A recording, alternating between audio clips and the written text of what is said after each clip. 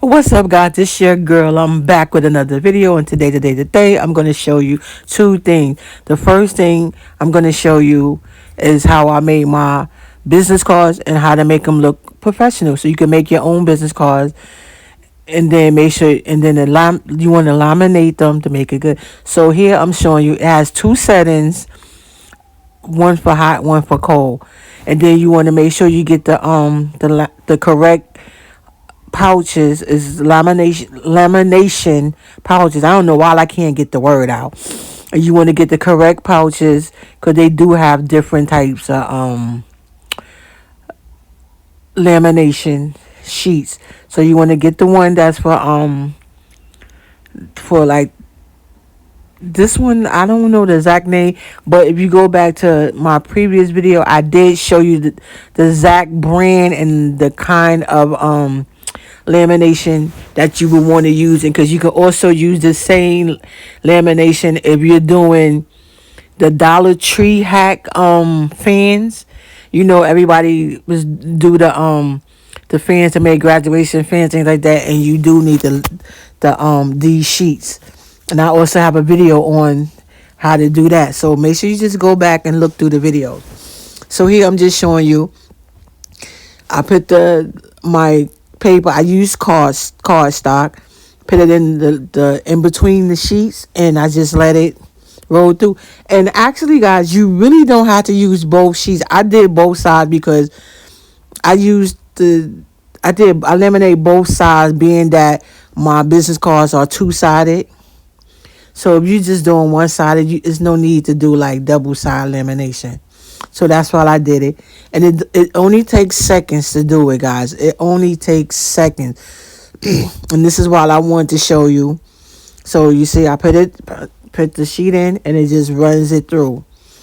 So all lamination machines are almost the same. You got some that's a little more, a little less. I believe I got mine from Staples. And probably they had, when I got it, it was originally like $60 or something like that, but they had a special, and I got it for like almost half the price. So yeah, and the brand that I have, I think it's the same brand as the paper that I use, lamination paper, which is the Scotch. Like the brand for the tape, Scotch tape, it's the same brand lamination paper in the machine. Because I have used this this is the only lamination that I have been using. Because when I first started, I actually bought the wrong paper. And the lamination sheets that I bought is for cold, it's not for hot. And I kept wondering why it wasn't sticking. But then I found out later on I had to go back and do a little more research. And that's what I'm here to tell you. So I did the research for you. So you definitely want to get the lamination for hot when you're doing these type of things. Even if you don't have, because guys, you don't have to really have a lamination machine to do this. You can actually still do it with your heat press or your hand press. So you can still laminate your work. Because before I had got my lamination machine, that's how I did mine in the past. I used my heat press. So you don't need a lamination machine to do it. So it's no excuse. But do you see how it is? It gives you that business look, professional look. Now all you gotta do is just cut it down. And I'm going to show you. Yeah, you just gotta cut it down, guys. So like I said, I do have a previous video showing you the exact brand of the paper that I use. I have in the video, it also show you the brand of the paper I use, the brand of the lamination machine that I'm using, which I really just told you. So it gives you all of that. And what else? When I bought this machine, I don't know if all machines come with it, but I know when I bought this machine, it actually came with a cutter, and the cutter is pretty good. compared to I actually bought a different cutter to cut my stuff, and that thing is horrible. So just because you pay more money for certain things don't mean it's the best. So that's another thing. When you buying things, purchasing things, and especially going into your business, even if it's not your business, just crafting, you want to do your research. You want to look at the reviews and things like that. That's the one thing you need to get into. Make sure you read reviews. Cause baby, if you don't, I'm telling you, you end up with a whole bunch of crap. So as you see, this is the second one. I don't know why, guys. I try to keep it in range of the camera, but for somehow it goes out. But I did want to show y'all. So the video is more based on me showing y'all how to do the large image, because I get a lot of talk. So as you see, I'm done. I just cut it off, and that's something that you always want to do with all your electronics, especially when you're working with a heat press, mug press, things like that. You always, once you're done, turn it off and unplug it. I'm gonna repeat that again. Turn it off and unplug it, guys. I'm telling you, that's the best thing to do.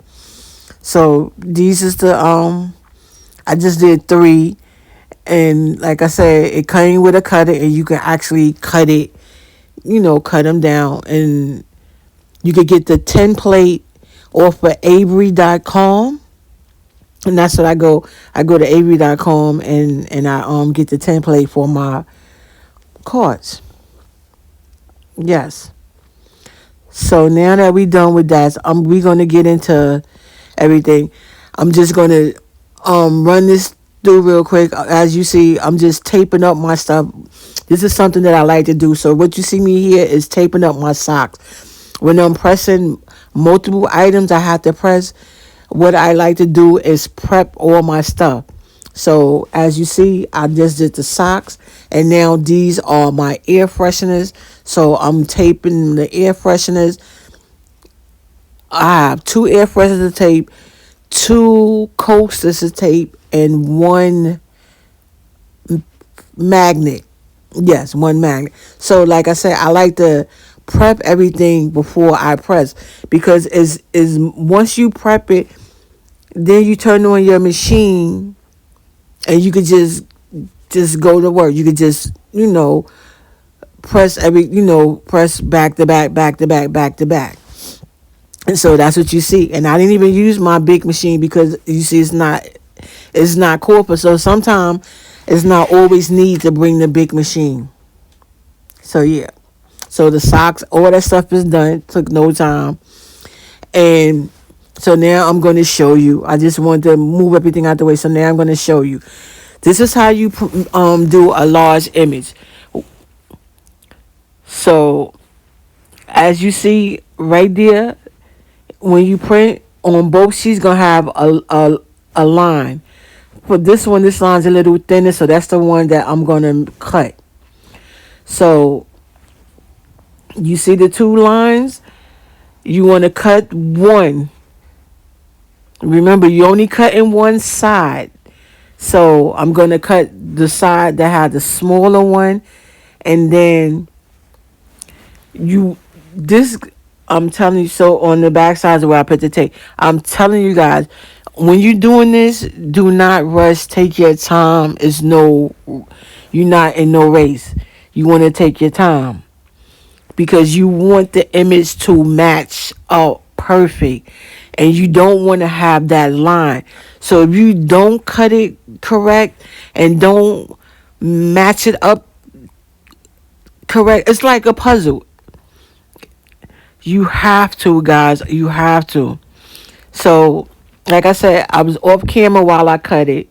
So as you see there's no more white line. You only see the image. You only see the image. There's no white showing. So now, as I told you, you want to. Now I'm just looking it over just to make sure that it matched. It connect perfect. You see how it connect perfect? So as I tell you, the next step is I'm going to turn it over. Like I said, you do not rush. This is not a racing game. And you're going to get your tape, and you're going to put a piece of tape down the back side of that picture. You're going to put a piece of tape on the back side of the picture. And that's what you see me now. I'm getting a tape, and I'm going to put the tape on the back side of the picture. And then I'm going to turn the picture back over. And when I turn the picture back over, you will be able to see the tape. So the sticky side of the tape will be facing me the same way of the image. So when I'm ready to, as you see, I'm turning it over. So now, and you see the tape. So now I'm going to take my time, and I stress this over and over. Take your time, take your time. So you see, I'm taking my time, and I'm going to try to line it up as best as possible. And the reason why it has where it had the two white strips, and you only want to take one off, is because it's a slight little overlay. So the image gonna line up on top of it. Perfect. And you might have to do it, you might have to take it apart and do it 2 or 3 times. And you do it until you get the look that you're looking for. You want to make sure that you don't see that white line. Because I hear a lot of people be talking about, oh, but I still had a white line. One, that means you didn't cut it correct. And 2, once you get it, once you get it how you get it where you want it at, and you think it's perfect to your liking, you see how I'm taking it apart, because I know that it still was off a little bit. So now I'm going to go in again, and I'm taking my time, because I want to line it up, because the whole purpose is you don't want to see that line. And that's why you hear a lot of people say, oh, well, it leaves a line down my shirt. When I press it, you can still see a line. And that's because they rush, they don't take their time, and they didn't do their research. So I'm here to tell you, like I said, you make sure you cut that one side, and you put that tape on the back side of the other image, and then you take your time and you put it together. It's just like you're doing a puzzle. You want to put it together, and you want to make that image one. And then once you get it how you want it, you see I did a slightly press. I didn't press too hard, but a slightly press to make sure that it's sticking. And then I'm going to turn it over. And when I turn it over, I'm going to put another piece of tape down the back on the same spot where it's at, but down the back, because I want to make sure that image is tight. So just like I said, and that's to prevent from having a line when I go to press my image. So it's to make sure that it's tight. Do not put tape on the other side of your image. Do not put tape on the side that you have to press. Remember, this is heat resistant tape, and it's going to take away your design. So as you see it, you do not see no line. And guys, I do apologize that my phone actually went out, and I need to start using my camera. So this is the image. As you see, the white shirt, I did press the white shirt. You want to pre-press the white shirt first to get any moisture out, and then you want to go and press your design. So here's the socks that I did. They came all good. I love it. I love it, love it, love it. Leave your comments down below, guys. I love you.